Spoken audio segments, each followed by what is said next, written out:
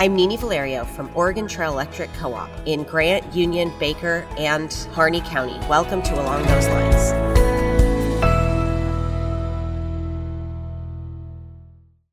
Support for this podcast comes from NRTC.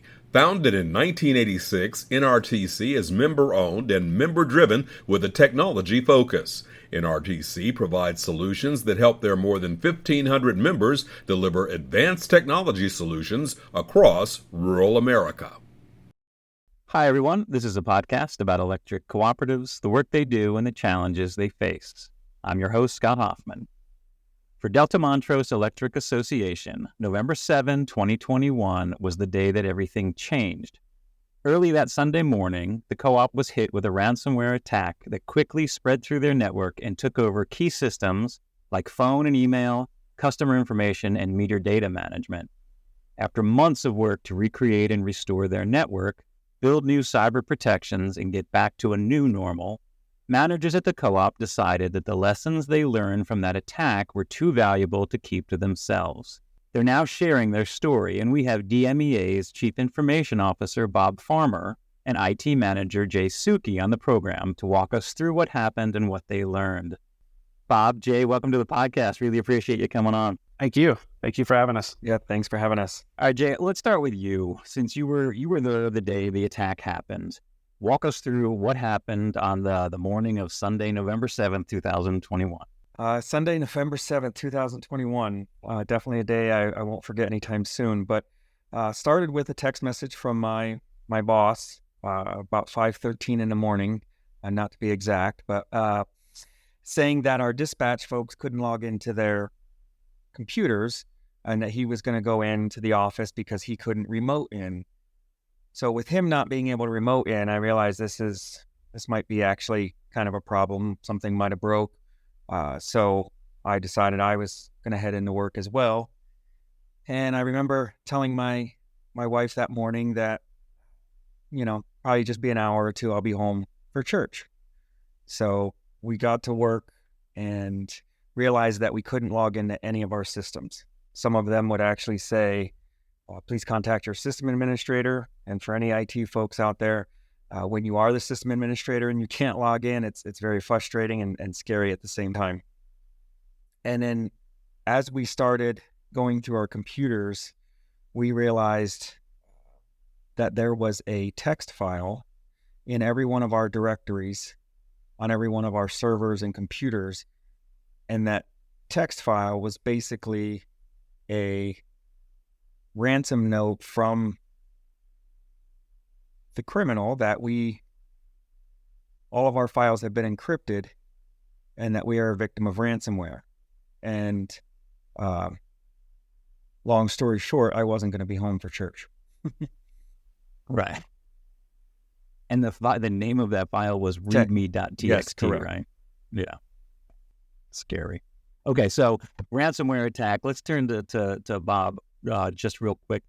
A ransomware attack is a very specific kind of attack. It's different from data intrusion and other types of attacks. Can you just kind of set the base on what it means to be a victim of a ransomware attack?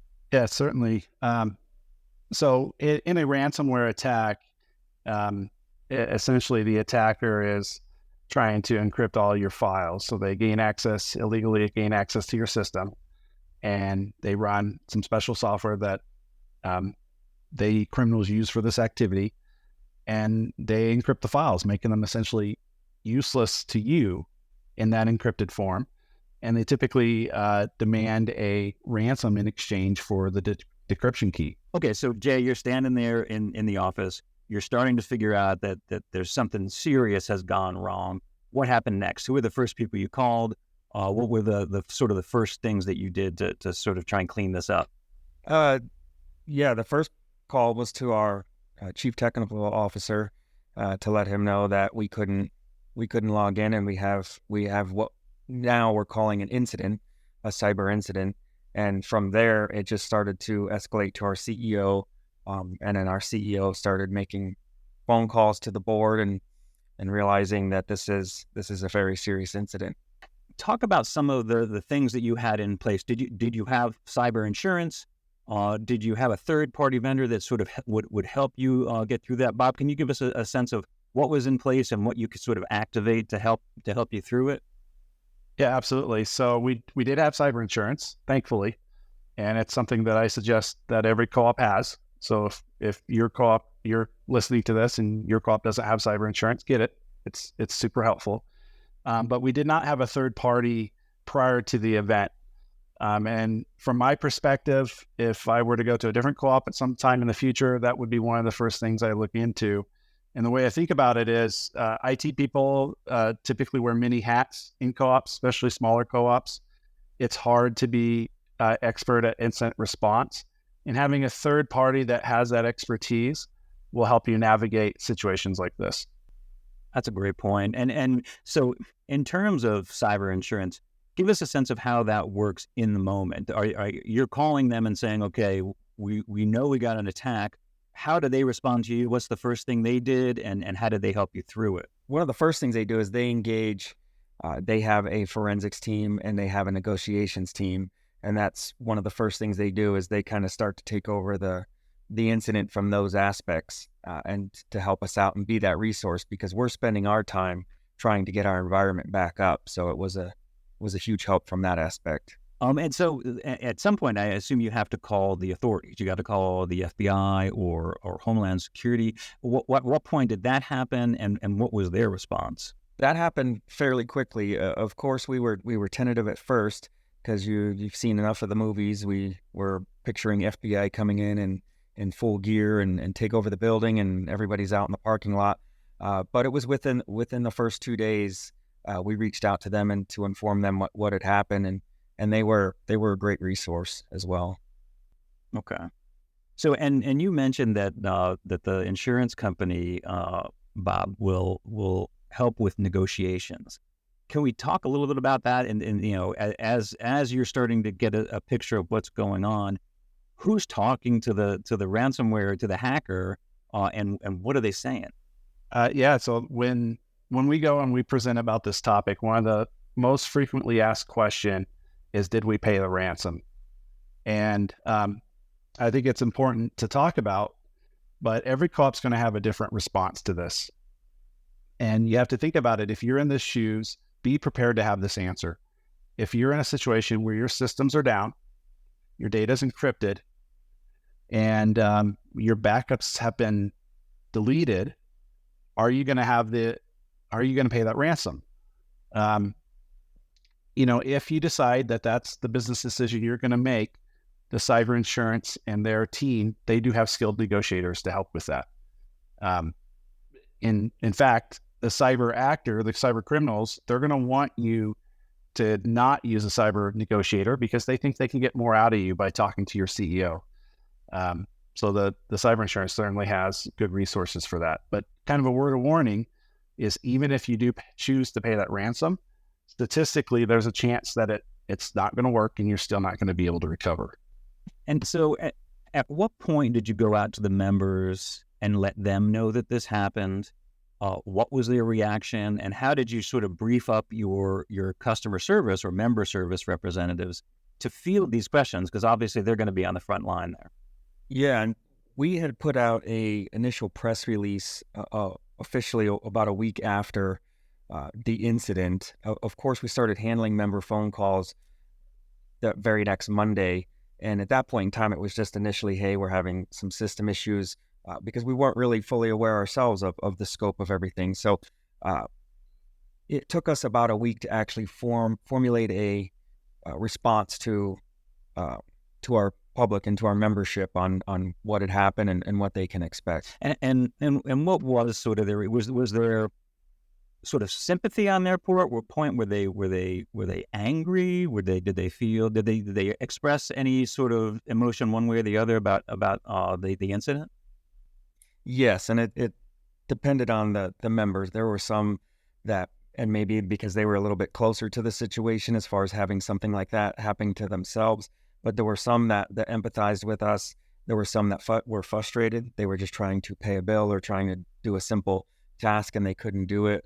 And then there were some that were scared. How, is this going to affect our electric? Is this going to affect our rates? There were several questions, but it just varied on the membership. And our CSR team is the one that really kind of handled the brunt of that. And hats off to them while we were in the background trying to get everything back up. They were the front line with the membership. That brings up a really good point, because I want to get a sense of how broadly and how deeply this attack went.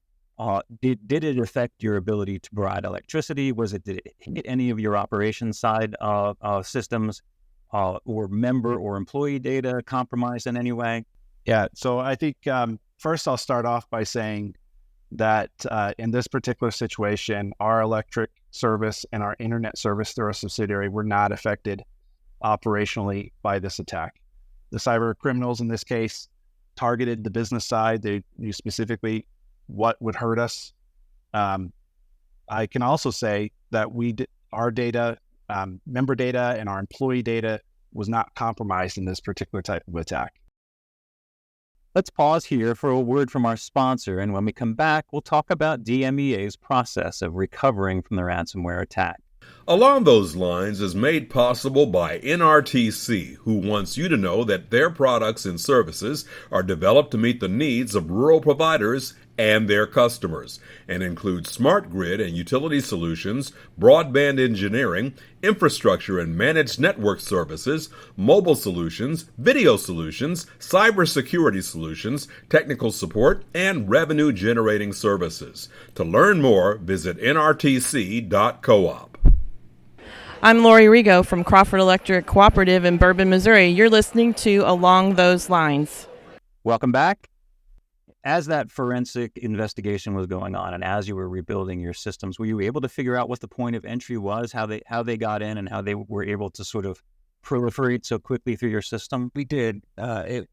We believe at this point, because there was such destructiveness with the data, that they had came in through a backdoor on an Exchange server, an unpatched vulnerability within Microsoft Exchange.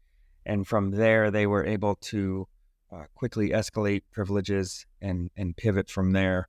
And we talk about this often, and a lot of times when we do a presentation, we set a timer for 17 minutes, because from the time of point of entry and when they started the encryption process and the deletion of our backups, it took 17 minutes for all of this to take place.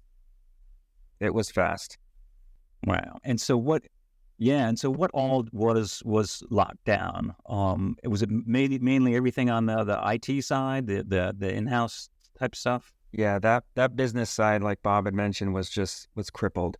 Our operations side, the electric grid, the internet, that stayed up and running, but anything else on that business side was down, from phones to mapping, our customer information system. All that stuff was just rendered useless. And what about? I'm sure you had a backup. Was that not useful, or was that not accessible? Yeah, we had backups. We actually had backups that were off-site. We were really proud of not having them in the same building. Our backup strategy, if I can take a few minutes to explain that, DMEA is located about 1.5 miles from Montrose Regional Airport, and we have anything from small Cessnas to large commercial Southwest airline planes flying into that. So our backup strategy for decades has been, a plane is going to crash into this building, so we need backups physically off-site at our secondary location that we can restore from and get back up and running when this building is burning down. That was our strategy. So we kept them connected to the same network. We used the same logins.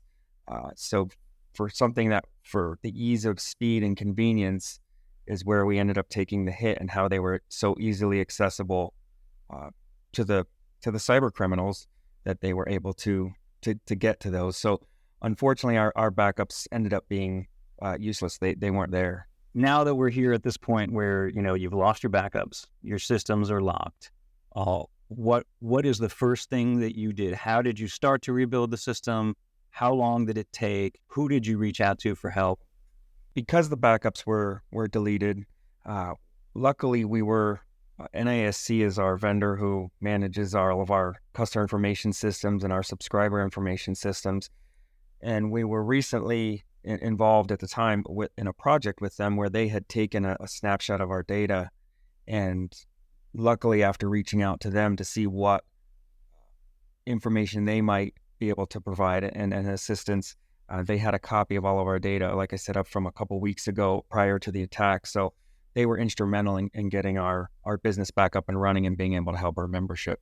Oh, that's great. So you were able to take that snapshot and basically just map it onto the network and then basically use that as a new starting point for rebuilding everything? For the customer information side and the subscriber information side, yeah, it was our starting point, and we just had a couple weeks to fill in for some of the gaps.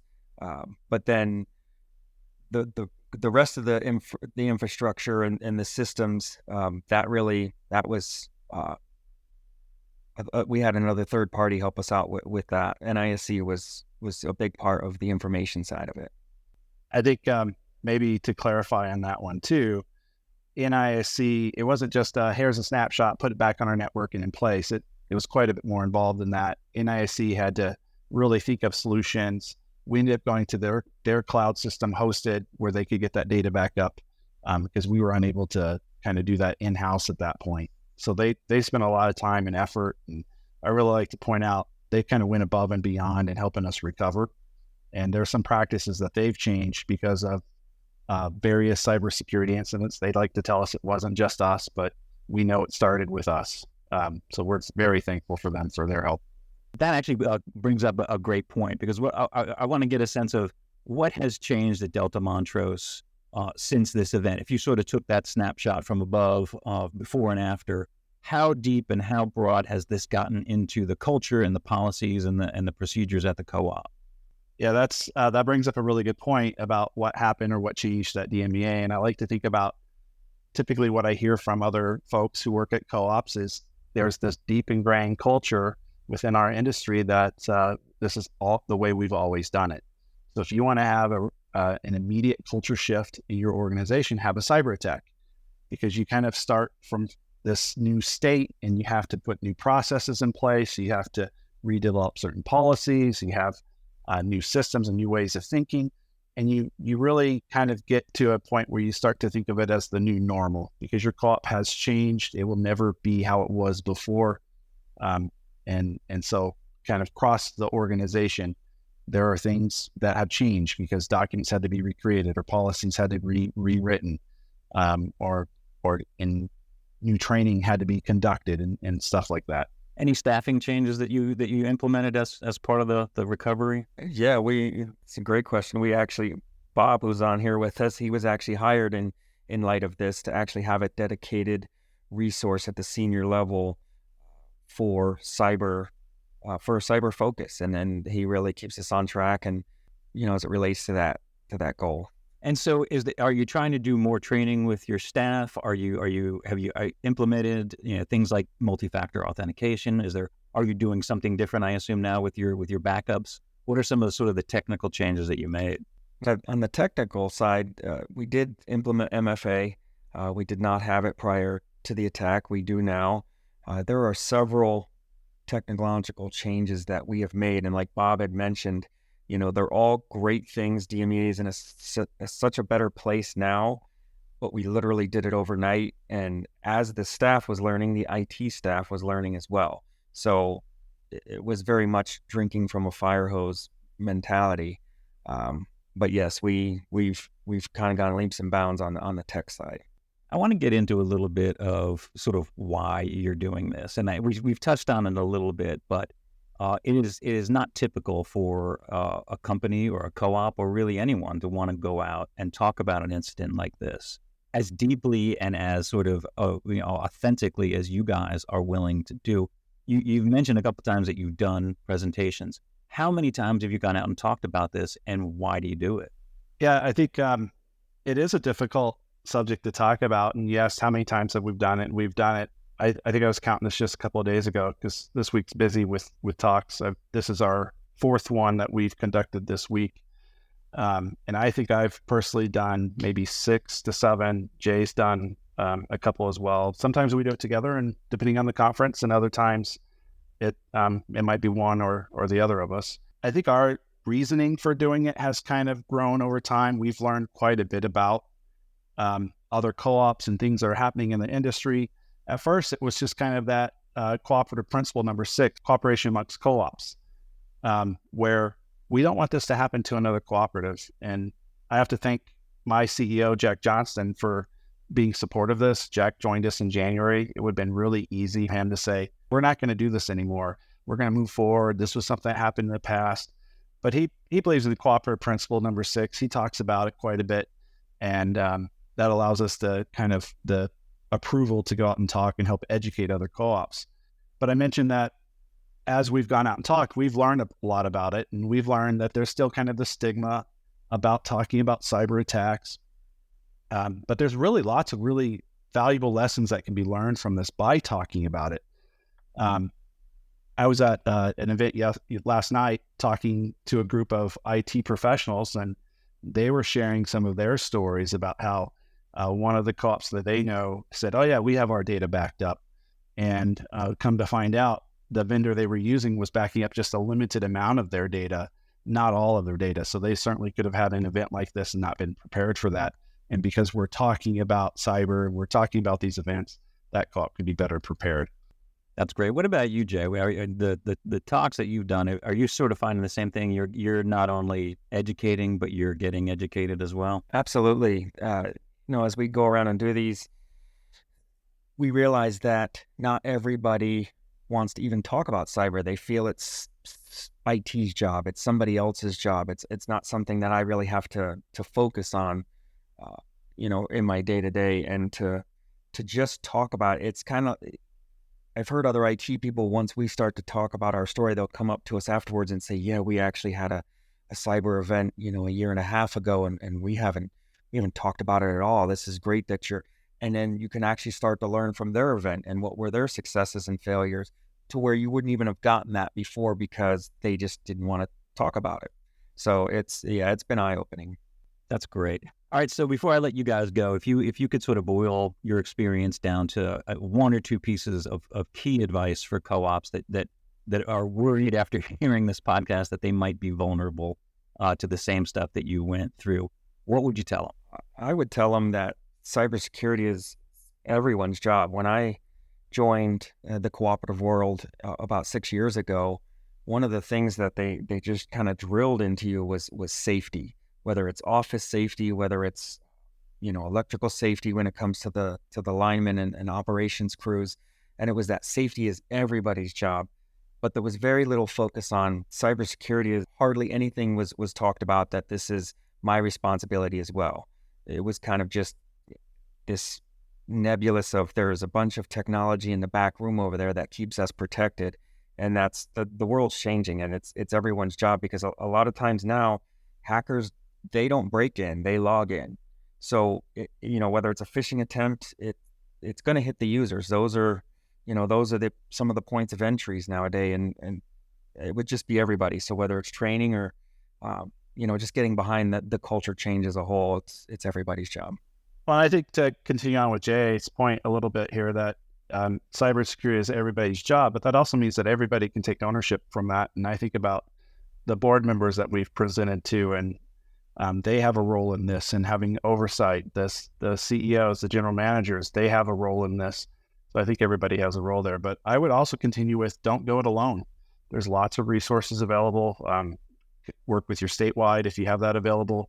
The NRECA has done a great job of providing resources for co-ops, and it's been super helpful for us. Well, you guys have been through the war, and you came out pretty well on the other side. And, it is such a valuable thing to have you coming to us with your perspective and sharing what you know. I want to thank you for coming on the podcast and helping everybody out. Thanks for having us. Thank you for having us. And thanks to you, our listeners, and to our sponsor, NRTC. Co-op listeners, be sure to check out NRECA's cybersecurity resources and contacts on cooperative.com. For more on this and other podcasts, visit us on electric.coop. Until next time, for Along Those Lines, I'm Scott Hoffman. I'm Lori McCarty from White River Electric Cooperative in Branson, Missouri. Thanks for listening to Along Those Lines. Subscribe and rate us on your favorite podcast app.